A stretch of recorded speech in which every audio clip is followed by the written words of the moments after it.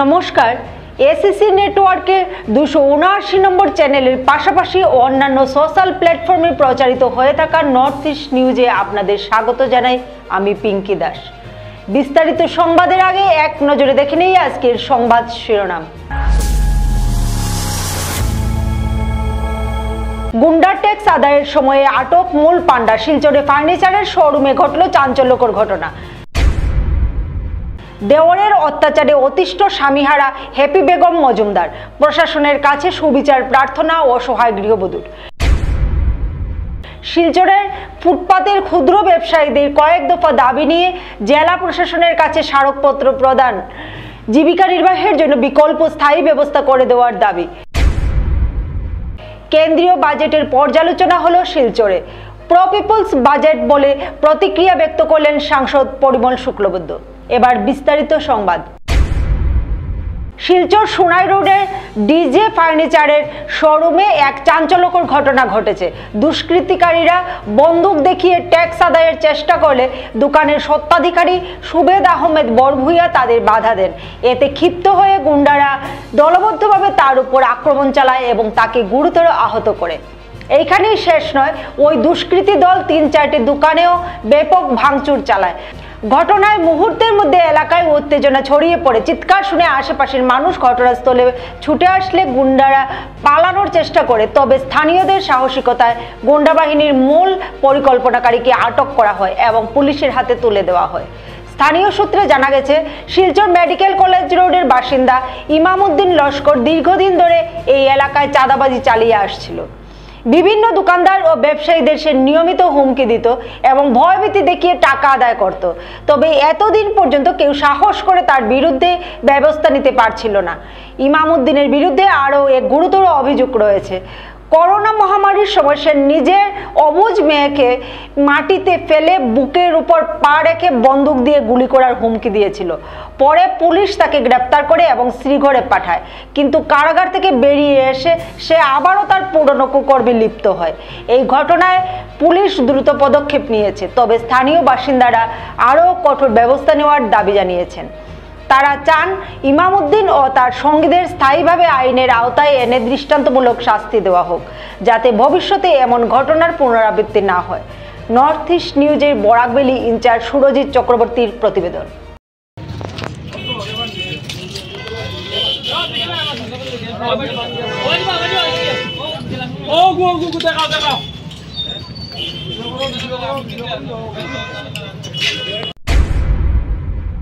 স্বামীর মৃত্যু হওয়ার পর থেকেই গত ৮ বছর ধরে দেওরের কাছে নানাভাবে নির্যাতনের শিকার হয়ে আসছেন কাছাড় জেলার কৃষ্ণপুরের বাসিন্দা গৃহবধূ হ্যাপি বেগম মজুমদার। কোনো উপায় না পেয়ে হ্যাপি বেগম সংবাদ মাধ্যমের দ্বারস্থ হতে বাধ্য হয়। তিনি সংবাদ মাধ্যমের সামনে বক্তব্য রাখতে গিয়ে জানান, ২০১৭ সালে দুটি বাচ্চাকে রেখে স্বামী সাব্বির আহমেদ মজুমদারের মৃত্যু ঘটে এবং তখন থেকে দুটি শিশুকে সঙ্গে নিয়ে গৃহবধূ হ্যাপি বেগম শ্বশুরবাড়িতে বিভিন্ন সমস্যার সম্মুখীন হয়ে আসছেন। স্বামীর ছোট ভাইয়ের হাতেও তিনি নানা নির্যাতনের শিকার হয়েছেন বলে অভিযোগ। শেষ পর্যন্ত দেওর আলী আহমেদ মজুমদারের নির্যাতন সহ্য করতে না পেরে গৃহবধূ হ্যাপি বেগম শিলচরের রাঙ্গিরখাড়ি থানায় মামলা দায়ের করলেও সুবিচার পাননি তিনি। দুটি শিশুকে সঙ্গে নিয়ে শ্বশুরবাড়িতে তিনি বর্তমানে আছেন। দেওর আলী আহমেদ মজুমদার তার স্বামীর জমিতে অবৈধ নির্মাণ কাজ চালিয়ে যাচ্ছেন। এতে বাধা দিতে গেলে দেওরের কাছে ফের হেনস্থার শিকার হতে হয় অসহায় গৃহবধূ হ্যাপি বেগমকে। এই পরিস্থিতিতে বর্তমানে দিশেহারা হয়ে পড়েছেন এই অসহায় গৃহবধূ। তিনি দেওর আলী আহমেদ মজুমদারের অত্যাচার ও নির্যাতনের কথা পুলিশ সুপারের নজরে এনে ঘটনার সুবিচার প্রার্থনা করেছেন। নর্থ ইস্ট নিউজের বরাকভ্যালি ইনচার্জ সুরজিৎ চক্রবর্তীর প্রতিবেদন। কৃষ্ণপুর আমার বাসা হইল। আমার নাম হইল হ্যাপি বেগম মজুমদার। আমার হাজবেন্ডর নাম হইল সাব্বির আহমেদ মজুমদার। আমার প্রবলেম হইল গিয়া আমি 2017 আমার স্বামী মারা গেছে। মারা যাওয়ার পরে দুইটা বাচ্চা ছোটো ছোটো। আমার তাহার তো অসুবিধা হয়েছে। আমার তাহার অসুবিধা হইতে আমার একজন স্বামীর যে ছোটো ভাই তাই না শুন টান যন্ত্রণা আমি বহুত কষ্ট করছি। কষ্ট করতে করতে আর সহ্য করতে পারছি না। আমি আমার বাড়িঘর ছাড়ি আমার বাবার বাড়িতে গেছি। বাবার বাড়িতে যাওয়ার পরে বহুত জ্বালাইছুন। জ্বালানি হইতে জমিন জায়গা লইয়া জ্বালানি। এরপরে আরও সমস্যা আছে, আমি মিডিয়াত কইতে পারি আর না। এরপরে জমিন জায়গা লইয়া জ্বালানি আমি বহুত কেস ইউজ করছি তান লাগি আমার বাচ্চা দুটা লইয়া যে তারা ওই দেব তার নাম হইল আলী আহমদ মজুমদার আর ওরফে ময়না এখন তানে। এরপরে আমি তার উপরে কেস করছি, এফআইআর করছি। রাঙ্গিরহাড়ি যে আউটপোস্ট আছে ওইখানে আউটপোস্টও এফআইআর করার পরে কোনো অ্যাকশন পাইছি না, দুটা বাচ্চা লইয়া কোনো অ্যাকশন পাইছি না। এরপরে আই গেছি বিচার আচার করিয়াও কোনো জিনিস পাইছি না আমি। এরপরে আমি আর কিচ্ছু করার নাই, বাবার বাড়িতে রয়েছে, খাইছি বাচ্চা দুটা লইয়া। এখন আবার আর একটা সমস্যা হয়েছে যে গড়ে তো জল ঢুকি যায়, তাহারও কোনো ব্যবস্থা নাই যে ও অসুবিধা আমি দুটা বাচ্চা লইয়া চাই আর আবার গড়ে আইতাম। আবার পরে এখন দেখি আমার যে স্বামীর যে জমিন বাটপুরাত হয়েছে তার জায়গার মধ্যে এখন আবার লেট্রিনের একটা ট্যাঙ্কি বানানি হয়ে গেছে। এই লেট্রিনের ট্যাঙ্কি বানানি আমি খালকে আইছি, আইয়া কইছি কেন বানাইবা না, তাই কইছি না বানাইতাম কেন। তো বহুত আজকেও কইছি যেটা যটা বাচ্চা লইয়া আইছি আইয়া কইছি আজকেও কেন বানাইবা না, আমার আর কষ্ট দিবা না, বানাইবা না। বহুত কষ্টত আছি যে তার আর বাবা নাই হিসাবে। আমি তো বহুত হেরাসমেন্ট হইয়ার যে তার ছোটো চাচা কইন তার উপরে বহুত হেরাসমেন্ট, আমার করার আর কিচ্ছু নাই। আমি মিডিয়ার কাছে তো বাচ্চা লইয়া আইছি লাশ পর্যায়ে, আমার আর যাওয়ার আর কোনো রাস্তা নাই। নাইলে দো বাচ্চা লইয়া মিডিয়ার আবার কোনো আমার ইচ্ছাও আসলো না, যে কোনো মানুষ সুবিচার পাইছি না আমি, এর কারণে মিডিয়াতে আইছি। এটা তো 8 বছর রানিং হয়ে গেছে। এখন 8 বছর থাকি ও কষ্ট আছে, আমার আর কি খোয়ার কিচ্ছু নাই, বাসা আর কি নাই। দুটো বাচ্চার বাসাইয়া এসপি স্যারের কাছে কইয়ার অনুরোধ করি আর যে আমার দুটা বাচ্চার বাসাইয়া আপনি আমার বিচার খান করিয়া দিন, সুবিচার। মানে এই বাড়িতে আপনি থাকতে পারেন না?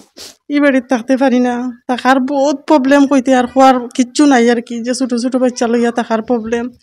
আপনার স্বামী কই মারা গেছে? আমার স্বামী মারা গেছেন 2017 ডিসেম্বরের 21 তারিখ মারা গেছে।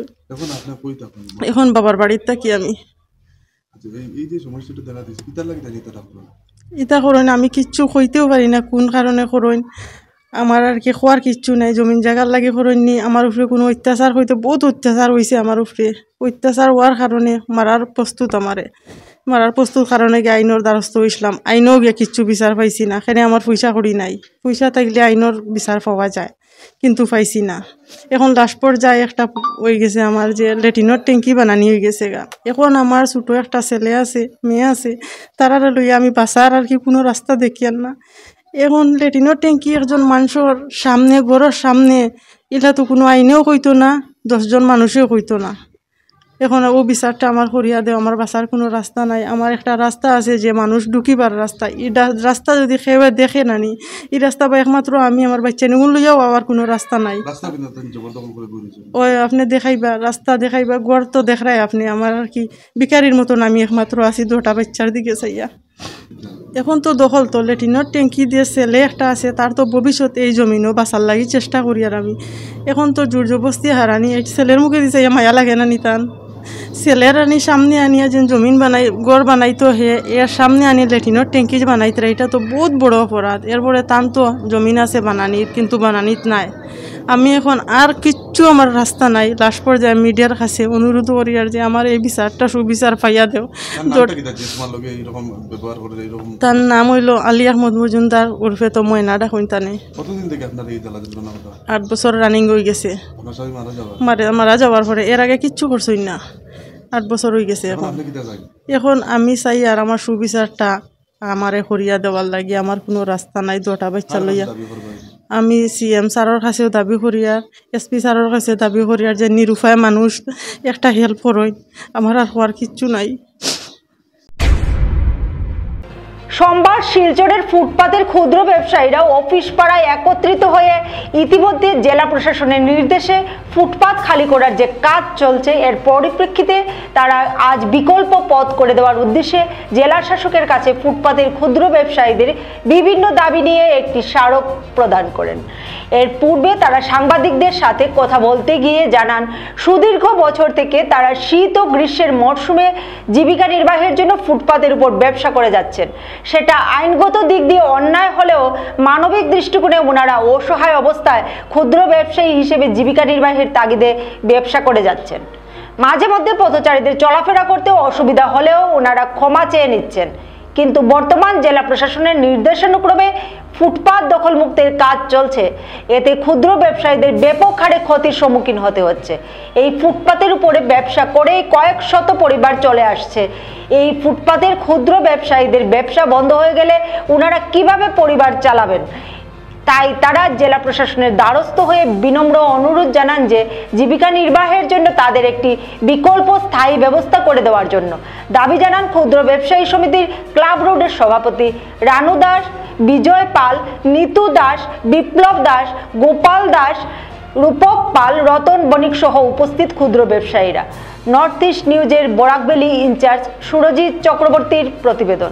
এখানে জমা হয়েছে, আপনার সংগঠনের নামটা কি আগে বলেন? আমাদের সংগঠনের নাম ক্ষুদ্র ব্যবসায়ী সমিতি। আমরা পুরা শিলচরেই আমাদের ক্ষুদ্র ব্যবসায়ী সমিতি আছে, অনেক মেম্বাররাও আছে।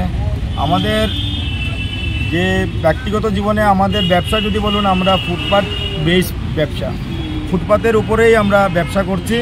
আমাদের বাপদাদারাও এখানেই ব্যবসা করে গেছে, অনেকের বাবা মারা গেছে, দাদা মারা গেছে, কাকা মারা গেছে, এর পরিবর্তে বাতি যারা কাজ করছে, আমরা কাজ করছি। এখন আমরা প্রায় 30, 35, 40 বছর থেকে এই ফুটপাত বেস করেই কাজ করে আসছি।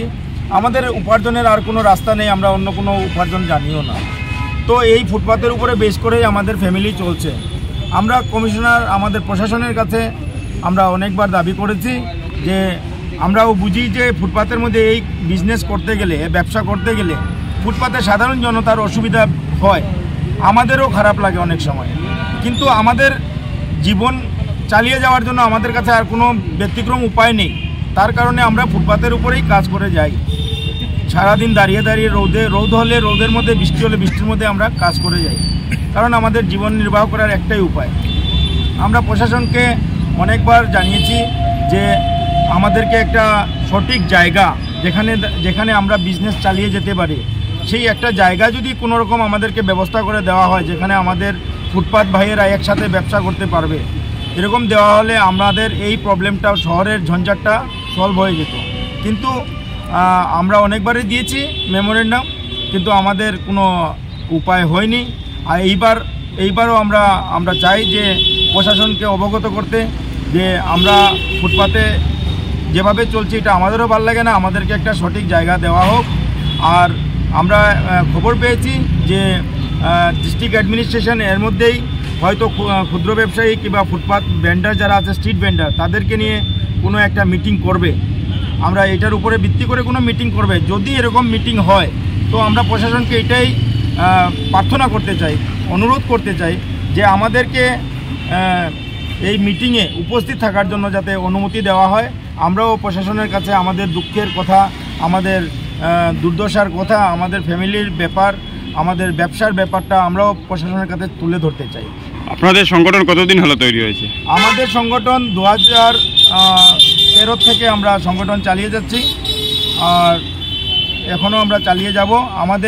আগে আমরা শুধু ক্লাব রোড নিয়ে বেস ছিলাম, আমরা এখন আমাদের চেষ্টা চলছে, আমরা পুরো ডিস্ট্রিক্ট লেভেলে আমাদের এই সমিতি আমরা বাড়াবো।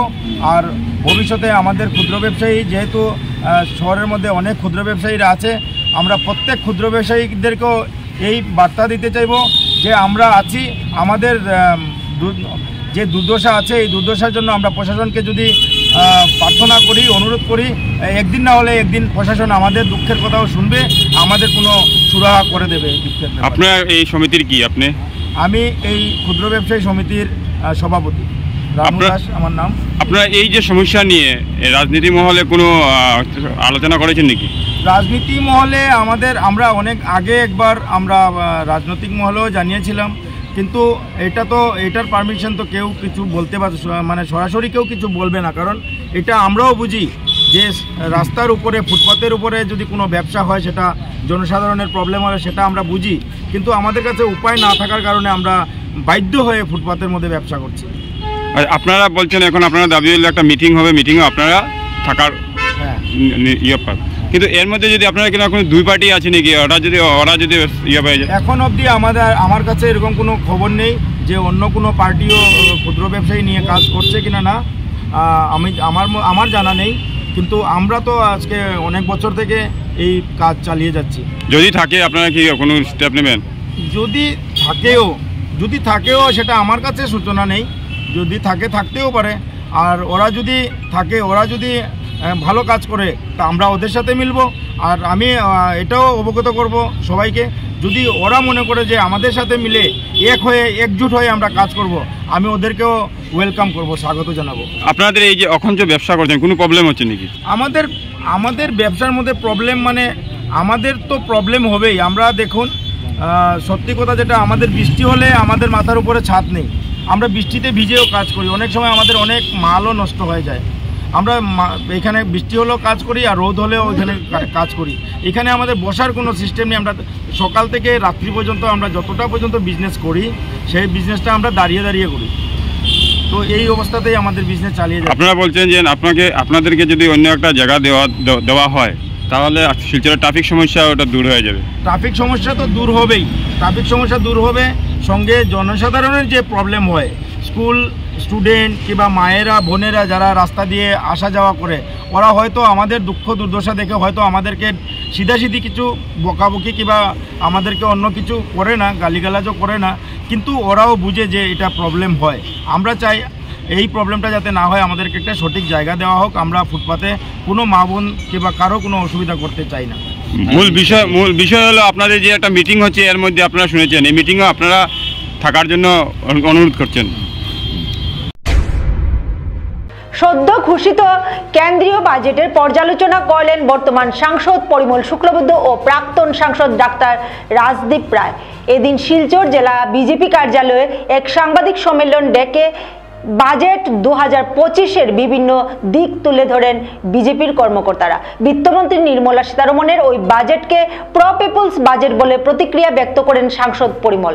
সাংবাদিক সম্মেলনের সঞ্চালনা করেন সভাপতি রূপম সাহা। কৃষিক্ষেত্রে অধিক গুরুত্ব আরোপ ও প্রাধান্য দেওয়া হয় বাজেটে বলে বাজেট সারাংশ তুলে ধরেন প্রাক্তন সাংসদ। নর্থ ইস্ট নিউজের বরাকভ্যালি ইনচার্জ সুরজিৎ চক্রবর্তীর প্রতিবেদন। জানাই শুভেচ্ছা। ভারতবর্ষের ইতিহাসে 144 বছর পরে মহাকুম্ভের আয়োজন হয়েছে এবং গর্বের সঙ্গে আমরা বলতে পারি প্রায় অর্ধেক ভারতবর্ষ কুম্ভতে স্নান করবে। আগামী 8-10 দিনের মধ্যে এটা শেষ হবে এবং তার সফল আয়োজনের জন্য বিশেষ করে উত্তরপ্রদেশ সরকার এবং কেন্দ্রীয় সরকারের বিশেষ প্রচেষ্টাকে মাথায় রেখে সামনে রেখে এই কুম্ভের সবাইয়ের উপরে যাতে আশীর্বাদ বর্ষিত হয় এই কামনা করে মঞ্চে উপস্থিত আমার সভাপতি, জেলার সভাপতি, উনার প্রথম প্রেস কনফারেন্স, আপনাদের সঙ্গে বার্তালাপ। তো আমি প্রথমেই শ্রী রূপম সাহা মহাশয়কে আন্তরিক নমস্কার, শুভেচ্ছা। আমাদের সাংসদ শ্রী পরিমল শুক্লবৈদ্য মহাশয়কে আন্তরিক নমস্কার, শুভেচ্ছা। চন্দনবাবু এবং বিশ্বরূপ বাবুকেও আমার আন্তরিক শুভেচ্ছা। সবাইকে শুভেচ্ছা জানিয়ে এইবারের যে পূর্ণাঙ্গ বাজেট হয়েছে, এই বাজেট সম্বন্ধে আমি আপনাদের সম্মুখে কিছু তথ্য তুলে ধরব। বাজেটের বিশ্লেষণ অনেক হয়েছে। বাজেটের বিশ্লেষণ কেন্দ্রীয় স্তরে, রাজ্যিক স্তরে এবং আমাদের জেলা স্তরেও আপনারা, তো এই দিকে চিন্তা রেখে কিভাবে পালসেসকে বাড়ানো যায়। 6 বছরের মিশন আত্মনির্ভর, তুর, উড়দ, মসুর ডাল, আর এইগুলোতে কিভাবে আমাদের উৎপাদন বাড়ে এটার দিকে স্পেশাল থার্স্ট দেওয়া হয়েছে। আমাদের ফলমূল যে সবজি আছে, যে day to day consumption of সবজি অ্যান্ড ফল আছে, সেটার দিকেও একটা স্পেশাল ড্রাইভ দেওয়া হয়েছে। ফার্মারদের সঙ্গে গভর্নমেন্ট এবং প্রাইভেট সেক্টরের পার্টনারশিপের কথা বলা হয়েছে এবং আপনারা জানেন যে আগামী দিনে এটার দিকে নজর দেওয়া হয়েছে। Recent researches have shown that একটা ফুড প্রোডাক্টকে আমরা মাখনা বলি, makhana is been proved scientifically to be a super food in the world. আর এগুলোর রিসার্চ আমেরিকার থেকে আরম্ভ করে অস্ট্রেলিয়া অবধি এগুলো রিসার্চ হচ্ছে। আজকাল দেখবেন আপনারা প্যাকেজ ফুড প্রোডাক্টসের মধ্যে মাখনা চলে এসেছে। প্লেনে, ট্রেনে, যে কোনো জায়গায় মাখনা প্রোডাক্টস। ভারত সরকারের দূরদর্শিতা দেখেন, এইবার বাজেটে ভারতবর্ষে ন্যাশনাল লেভেলের একটা মাখনা বোর্ড হয়েছে। এটা কেন বলা দরকার আপনাদের সম্মুখে, কারণ দেখেন একটা জিনিস, বাসমতি আমাদের দেশের চাল, অথচ পেটেন্ট হচ্ছে আমেরিকান কোম্পানি পেটেন্ট করছে। এইরকম পরিস্থিতি থেকে ঊর্ধ্বে এসে আগের দিনে আমাদের সরকার এইগুলো পেটেন্সি অ্যান্ড পেটেন্সি রাইট সম্বন্ধে কোনো অ্যাওয়ারনেস ছিল না বলে আমাদের দেশের উৎপাদিত জিনিস হাজার হাজার বছর থেকে যেগুলোতে ভারতবর্ষের ছাপ এবং স্তম্ভ ছিল সেটা আমেরিকা, ব্রিটেন, অন্যান্য দেশে পেটেন্সি হচ্ছে। তো makhana is a superfood which is originated from India, এবং এটার জন্য ভারত সরকার একটা ন্যাশনাল বোর্ড গঠন করেছে যেটার অফিস হবে বিহারে, এবং পুরো ভারতবর্ষে যাতে হেলদি ফুড কনজামশন বাড়ে এটার দিকে আমাদের মাখনা বোর্ডের একটা নজর থাকবে। আমি ডিটেলসে গেলে অনেক কিছু বলতে লাগবে, আমি ঠিক বলছি না এগুলো।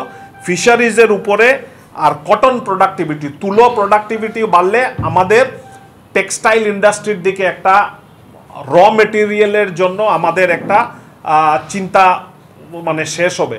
এগুলো করে ফিশারিজ এবং কটন প্রোডাকশনের দিকে আমাদের সরকার নজর দিয়েছে, এবং ফিশারির পেছনে যারা এগ্রিকালচারালিস্ট আছে, যারা ফিশারিজ করেন কিংবা ফিশারি উৎপাদনে ফিশ উৎপাদনে ব্যস্ত থাকেন, কটন প্লান্টেশন করেন কিংবা কটনের পেছনে তারা এগ্রিকালচারিস্টরা আছেন, তাদেরকে কিভাবে সাপোর্ট দেওয়া যায় এটার দিকেও একটা বিশেষ বড় নজর করা আছে। এগ্রিকালচার সেক্টরে এখন সবথেকে ইম্পর্টেন্ট যেটা বলা দরকার, এগ্রিকালচার সেক্টরে আমাদের জন্য কি লাভ হয়েছে।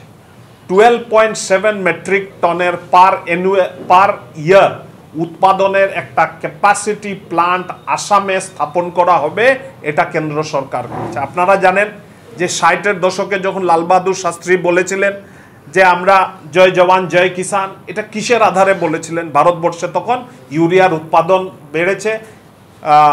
পার্টির পক্ষ থেকে তৃতীয় কার্যকালের এটা দ্বিতীয় বাজেট, যে বাজেট আমাদের অর্থমন্ত্রী মাননীয়া সীতারামন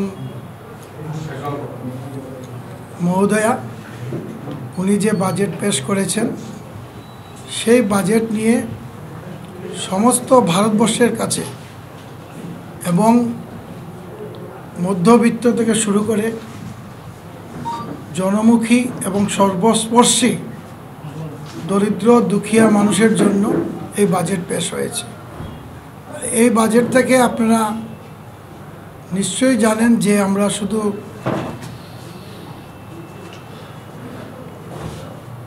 সমস্ত যারা ভারতবর্ষের জনসাধারণের স্বার্থে যে বাজেটটা পেশ করা হয়েছে আপনারা পত্রপত্রিকায় পেয়েছেন। তো আমাদের কিছু কথা যেটা আমাদের ভারতীয় জনতা পার্টি সিদ্ধান্ত নিয়েছে যে এই বাজেটটা মানুষের কাছে পৌঁছে দেওয়া, এবং এই বাজেটের যে কতটুক উপকারিতা সেটা বিশ্লেষণ করবেন আমাদের এখানে স্পেশালি আমাদের 2-3 জন বক্তা আছেন, ওনারা আপনাদের সামনে বলবে। আর আপনারা নিশ্চয়ই জানেন যে সরকার নর্থ ইস্টের জন্য এবার অনেক বেশি অর্থ মঞ্জুরি করেছেন, আর এটা আমাদের কাছে অনেক গৌরবের বিষয় যে বিরোধীরা কোনোদিন ভাবতে পারেনি যে আয়কর যেভাবে রায় দেওয়া হয়েছে এবার। অন্যান্য বিরোধীরা দাবি করেছিলেন যে 6 লাখ 7 লাখ 8 লাখ এইভাবে, কিন্তু বিরোধীরা বুঝতে পারেননি যে আমাদের অর্থমন্ত্রী যে আয়কর রেহাইটা দিয়েছেন 12 লাখ টাকা পর্যন্ত জিরো ইনকাম ট্যাক্স কাউকে দিতে হবে না। আমার শিলচরের আমার সংসদীয় ক্ষেত্রে মূলত আপনারা সবসময় লক্ষ্য করেন যে একটা কথা ভারতীয় জনতা পার্টি বলে আসে, এক বিকশিত ভারত আমরা চাই যেদিন আমাদের 100 বর্ষ পূর্ণ হবে স্বাধীনতার। আমরা 100 বর্ষ পূর্ণ হওয়ার সময় আমরা এই কথাটা প্রায়শ বলে থাকি যে আমরা বিশ্বের কাছে, বিশ্বের দরবারে আমরা নাম্বার 1 পজিশনে থাকব। আপনারা শুনে থাকেন, আমরাও বলে থাকি। এই ক্ষেত্রে যদি দেশকে বিশ্বের প্রথম সারিতে নিয়ে যেতে হয় তাহলে খুব স্বাভাবিকভাবেই দেশের প্রত্যেকটা ক্ষেত্রে আর প্রত্যেক নাগরিকের উন্নয়নের প্রয়োজন আছে। প্রত্যেক ক্ষেত্রে যদি উন্নয়নের প্রয়োজন থাকে, তাহলে একটা জিনিস আপনারা লক্ষ্য করেছেন তাদের দুজনের বক্তব্য থেকে, আমাদের এই বাজেটে 25-26-এর বাজেটে স্পেসও টাকা দেওয়া হয়েছে। করেছি বাজেট মানে একটা হিসেব, কিভাবে পরিবারটা চলবে, ভারতীয়দের পরিবারটা চলবে। আজকের দিনে এই বাজেট মাটি সীমিত থাকলে হবে না, আমাদের স্পেসে কোন জায়গায় আমরা আমাদের যান পাঠাবো, বায়ুযান পাঠাবো, এটা নিয়ে আমাদের ভাবতে হবে। যার জন্যে ওইখানে একেবারে শিশুদের জন্য খেলনা বানানোর থেকে আরম্ভ করে ইলেকট্রনিক্সের ছোট যে এমএসএমই সেক্টরের মাধ্যমে ছোট ছোট যে ব্যবস্থাগুলো আছে বা প্রয়োজনগুলো আছে, এই প্রয়োজনগুলো কিভাবে মিট আপ করা যায় তার এক দলিল সব ক্ষেত্রে এটা বাজেটের মধ্যে সন্নিবিষ্ট হয়েছে। আপনারা দেখেছেন বলা হয়েছে যে মাখানা সম্পর্কে খুব বিস্তারিতভাবে বলেছেন। মাখানা এবং ডাল বলেছেন আমাদের doctor Rajdeep Roy. Agriculture sector আমরা যখনই আমরা বলি তখন আমরা ভাবি যে আটার চাল, তার বাইরে আমরা ভাবতে প্র্যাকটিক্যালি অভ্যস্ত নই। এই অঞ্চলের উত্তর পূর্বাঞ্চলের মানুষ আমরা মনে করি যে না ঠিক আছে, আমরা অন্ন গ্রহণ করি তো আমরা চালের কথা ভাবি, কোনো কোনো জায়গায় হয়তো কেউ রুটি খায় তো গমের কথা ভাবে। তার মধ্যে যে ভারতবর্ষে বিভিন্নভাবে যে আমাদের পুষ্টি যোগানো সম্ভব, মাখানার থেকে আরম্ভ করে ডাল থেকে আরম্ভ করে বাকি এগ্রিকালচারাল সেক্টরে কি ব্যবস্থা নেওয়া হয়েছে বলা হয়েছে। চন্দনদা বলেছেন যে আমাদের কৃষক যারা আছেন, কৃষকরা যাতে কিষাণ ক্রেডিট কার্ডের মাধ্যমে কিভাবে ওনার যে ব্যবস্থাকে উন্নত করতে পারেন তার জন্য ব্যাংকের ঋণ এবং সার প্রয়োগ থেকে আরম্ভ করে উন্নত মানের বীজ। যখনই আমরা কৃষিখণ্ডের কথায় যাব আমরা মূলত ভাবি যে না, আমাদের পক্ষ করেছে, আমাদের বক্তারাও বলেছেন, অঙ্গনবাড়ির যারা ছাত্রছাত্রী বলেছেন, শুধু ছাত্রছাত্রী নয়, মায়ের পোষণের ব্যবস্থা এবারের বাজেটে হয়েছে, এর সিট বাড়ানো হয়েছে। ক্রমবর্ধমান মানুষ বাড়ছে, মানুষের স্বাস্থ্যসেবার প্রয়োজন হচ্ছে। আমরা লক্ষ্য করেছি যে বিভিন্ন জায়গায় এরকম কমপ্লেইন আসে যে ডাক্তার নেই, হসপিটাল বানানো হয়েছে। আরে ডাক্তার তো তখন থাকবেন যখন ডাক্তার সমাজে থাকবে, তখন। আজকের দিনে শিলচর মেডিকেল কলেজে যদি আপনারা দেখেন তাহলে অনেক সময় তো তিনি নিজেই ডাক্তার। আমাদের বিভিন্ন জায়গায় ডাক্তারের অভাব আছে, ডাক্তার তো খুঁজে পাওয়া যায় না, কারণ পড়ার ব্যবস্থা নেই, সিট নেই। কথাটা শুনতে শুনতে আমরা অভ্যস্ত ছিলাম। দিদির নেতৃত্বে যখন ভারতবর্ষের সরকার এসছে কেন্দ্রে, তারপর থেকেই ক্রমাগত এক প্রয়াস চলছে। যে কথাগুলো তুলে ধরা হয়েছে এই কথাগুলোর মাধ্যমে সমাজ যে উপকৃত হবে, কোন জায়গায় উপকৃত হবে, এই কথাগুলো যদি সমাজের কাছে পৌঁছায় তাহলে আমরাও বড় কৃতজ্ঞ থাকবো আপনাদের কাছে। একেবারে সমাজের প্রত্যেক শ্রেণীর মানুষ, এখানে আপনারা লক্ষ্য করেছেন বলা হয়েছে শিডিউল কাস্ট মহিলা, তপশিলি মহিলা। সমাজের আজকের দিনে যদি অর্থনৈতিক দরিদ্রতা একটা দিক, সমাজের যে সমস্ত মানুষ এখনো বিভিন্ন দিকে পিছিয়ে আছে, ওই মানুষগুলোকে যদি আমরা একটু উন্নয়নের পথ দেখাতে পারি তাহলে নিশ্চিতভাবে এক আত্মনির্ভর ভারত গড়ে উঠবে। Lions Club of Silchar Valley View দ্বারা Central Senior Secondary School Park Road শিলচরে নতুন সদস্যদের ওরিয়েন্টেশন প্রোগ্রাম অনুষ্ঠিত হয়। লায়ন্স ডিস্ট্রিক্ট 322 জি এর বিশেষজ্ঞ ফ্যাকাল্টি সব্যসাচী রুদ্রগুপ্ত প্রধান বক্তা হিসেবে উপস্থিত ছিলেন এবং লায়নিজমের বিভিন্ন দিক বিস্তারিতভাবে উপস্থাপন করেন। তিনি লায়নিজমের নীতি ও আদর্শের উপর গুরুত্ব আরোপ করেন, যার জন্য লায়ন্স ক্লাব ইন্টারন্যাশনাল বিশ্বব্যাপী বৃহত্তম সংগঠন। ক্লাব ভ্যালি ভিউ এর সদস্যরা অত্যন্ত মনোযোগ সহকারে বক্তার বক্তব্য শুনেন এবং পরস্পর মত বিনিময় করেন। একটি ইন্টারেক্টিভ সেশন অনুষ্ঠিত হয়। ক্লাব সভাপতি বন্দিতা ত্রিবেদী রায় অনুষ্ঠানের সূচনা করেন। ক্লাব সহসভাপতি অশোক বৈদ্যের ধন্যবাদ জ্ঞাপনের মাধ্যমে অনুষ্ঠানটির সমাপ্তি ঘটে। অনুষ্ঠানে প্রকল্প চেয়ারপারসন প্রশান্ত ভট্টাচার্য জানান যে ভবিষ্যতে আরও কিছু ওরিয়েন্টেশন প্রোগ্রাম আয়োজন করা হবে। ক্লাব সম্পাদক ডাক্তার অনুপ রায়, স্কুলের অধ্যক্ষ তথা ক্লাব সদস্য বিশ্বরূপা ভট্টাচার্য এবং স্কুল কর্তৃপক্ষকে এই ওরিয়েন্টেশন প্রোগ্রামকে সফল করে তোলার জন্য আন্তরিক কৃতজ্ঞতা জানান। নর্থ ইস্ট নিউজের প্রতিনিধি রঞ্জিত কানুর প্রতিবেদন। রকেট সায়েন্স বিষয়ে গিয়ে ভেবে কোনো লাভ নেই, আমাদের বেসিক যেটা আমাদের সার্ভিস।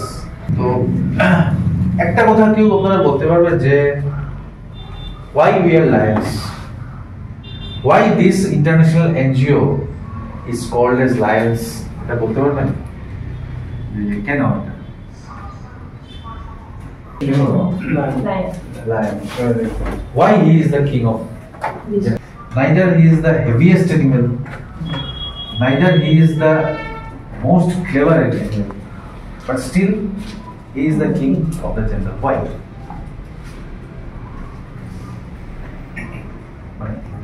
কেন? সাহস। Certain area, marking area, that is our society, they lead by the club. That's why it is a lion club. Lion Shortcut. হ্যাঁ, একটা গল্প আছে, বানরও লাফালাফি করছে, শেয়ালও দৌড়াচ্ছে, সব দৌড়াচ্ছে। When a lion passes, তখন ওর যে লায়নের যে অ্যাটিটিউড, একটা অ্যানিমেল সম্পর্কে, Lions leadership, Lions personality, everything differs from other animals, even from a tiger. আরেকটা সবচেয়ে বড় যে বিষয়টা হলো, সবচেয়ে বড় যে ফিচারটা, যেটা আমাদেরকেও আমাদের ইন্টারন্যাশনাল লিডাররা বলেছেন বিভিন্ন সময়। আসাম বিশ্ববিদ্যালয়ের উপাচার্য অধ্যাপক ডক্টর রাজীব মোহন পন্তকে সংবর্ধিত করল শিলচরের লোকচর্চা বিষয়ক সংগঠন সম্মিলিত লোকমঞ্চ শিলচর। সভাপতি ডক্টর অনুপ কুমার রায়ের নেতৃত্বে এক প্রতিনিধি দল উপাচার্যের সরকারি আবাসে গিয়ে এক সৌজন্যমূলক সাক্ষাতে মিলিত হয়ে তাকে স্মারক সম্মাননা প্রদান সহ উত্তরীয় পরিয়ে সম্মানিত করেন।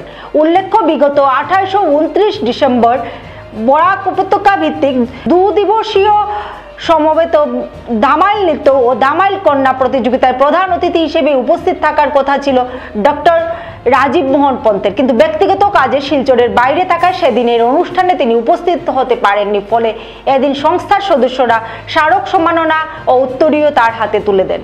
এদিন সম্মাননা গ্রহণ করে উপাচার্য ডক্টর রাজীব মোহন পন্ত বলেন, বিহু তথা ঝুমুরের ন্যায় দামাইল নৃত্য বৃহৎ আকারে অনুষ্ঠিত হওয়া উচিত। বরাক উপত্যকার সমৃদ্ধ সংস্কৃতিকে এগিয়ে নিয়ে যেতে এ ধরনের উদ্যোগের প্রয়োজনীয়তা রয়েছে বলে মন্তব্য করেন তিনি। উল্লেখ্য, এদিন উপাচার্যের সঙ্গে সৌজন্যমূলক সাক্ষাতের সময় সংস্থার সভাপতি ডক্টর অনুপ কুমার রায়, সহসভাপতি মঙ্গলা নাথ, যুগ্ম সম্পাদিকা অঙ্কিতা ভট্টাচার্য, কোষাধ্যক্ষ ঝিমলি নাথ, প্রচার সম্পাদক কমলেশ দাস, বরিষ্ঠ সদস্যা স্মৃতি দাস, রাজস্বী নাথ প্রমুখ উপস্থিত ছিলেন। নর্থ ইস্ট নিউজের প্রতিনিধি অমল ঋষির প্রতিবেদন। मैं सम्मिलित लोकमंच ने जो धमायल का आयोजन किया था, पिछले 2 सालों से मुझे निमंत्रण मिला। ये मेरा दुर्भाग्य है कि मैं दोनों साल किसी न किसी व्यस्तता की वजह से नहीं आ पाया, मैं बाहर था उस समय। और जो धमायल है मेरा बहुत ही प्रिय मुझे है ये डांस। और हमने सोनबील में जब उत्सव किया था वहां भी धमायल का आयोजन किया गया था। और ये धमायल जो है यहाँ की संस्कृति से बहुत ही यहाँ की संस्कृति को रिफ्लेक्ट करता है। यहाँ पे किसी भी शुभ काम से पहले मुझे पता लगा कि धमायल होता है, शादियों से पहले धमायल होता है। बहुत ही मनमोहक नृत्य है धमायल और मेरी बहुत इच्छा थी कि मैं इस बार उसको अटेंड कर पाऊं, पर दुर्भाग्यवश मुझे बाहर जाना पड़ा। और हम लोग हमारे विश्वविद्यालय में भी जब कोई कार्यक्रम होते हैं हम धमायल का आयोजन करते हैं उसमें। और हम लोग चतला में इस बार कार्यक्रम करने का सोच रहे हैं इस बारिशों के मौसम में, जबकि चतला में चारों ओर पानी भरा रहेगा। और मैं आपको निमंत्रण करना चाहूंगा उसके लिए कि वहां पर हम लोग, जो मैंने 2 सालों में मिस किया, वहां पे इस धमायल का हम आयोजन कर पाएंगे। और धमायल मुझे लगता है कि जैसे हम लोग बिहू को बड़े स्तर पर कर रहे हैं, अभी झूमर को बड़े स्तर पर कर रहे हैं, ऐसे ही धमायल का एक कार्यक्रम बड़े स्तर पर होना चाहिए, ताकि हमारी जो यहाँ की बराक वैली की जो बहुत ही समृद्ध संस्कृति है उसको हम लोग आगे बढ़ा पाए। ये बहुत ही हमारी धरोहर है और इसको आगे बढ़ाने का हमारा सबका है। और मैं विश्वविद्यालय की तरफ से आपको आश्वस्त करता हूं कि हम हर अवसर पर धमायल को आगे प्रमोट करने का प्रयास करेंगे। आप लोगों ने जो इसको आंदोलन को, मैं कहूंगा ये आंदोलन बनाया है धमायल को आगे बढ़ाने का, ये आंदोलन सफल रहेगा आपका और हमारा भरपूर सहयोग इसमें आपके लिए रहेगा। मेरी शुभकामनाएं आपको। সংবাদ শেষ করার আগে আরো একবার দেখে নেই আজকের সংবাদ শিরোনাম। গুন্ডার ট্যাক্স আদায়ের সময়ে আটক মূল পান্ডা। শিলচরে ফার্নিচারের শোরুমে ঘটল চাঞ্চল্যকর ঘটনা। দেওরের অত্যাচারে অতিষ্ঠ স্বামীহারা হ্যাপি বেগম মজুমদার। প্রশাসনের কাছে সুবিচার প্রার্থনা ও অসহায় গৃহবধূর। শিলচরের ফুটপাতের ক্ষুদ্র ব্যবসায়ীদের কয়েক দফা দাবি নিয়ে জেলা প্রশাসনের কাছে স্মারকপত্র প্রদান। জীবিকা নির্বাহের জন্য বিকল্প স্থায়ী ব্যবস্থা করে দেওয়ার দাবি। কেন্দ্রীয় বাজেটের পর্যালোচনা হলো শিলচরে। প্রো পিপলস বাজেট বলে প্রতিক্রিয়া ব্যক্ত করলেন সাংসদ পরিমল শুক্লবৈদ্য।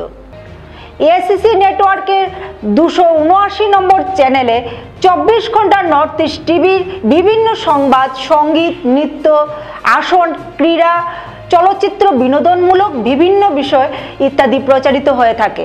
আপনাদের যে কোনো বিজ্ঞাপন, সংবাদ, সঙ্গীত ইত্যাদি প্রচারের জন্য আমাদের সাথে যোগাযোগ করুন।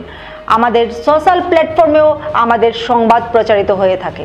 সেখানে কমেন্টের মাধ্যমে আপনার মোবাইল ফোন নাম্বার তুলে ধরুন। আমরা আপনাদের সাথে অবশ্যই যোগাযোগ করব। ভারতের উত্তর পূর্বাঞ্চলের পাশাপাশি অন্যান্য স্থানের খবর দ্রুত পাওয়ার জন্য দেখতে থাকুন নর্থ ইস্ট নিউজ। ধন্যবাদ।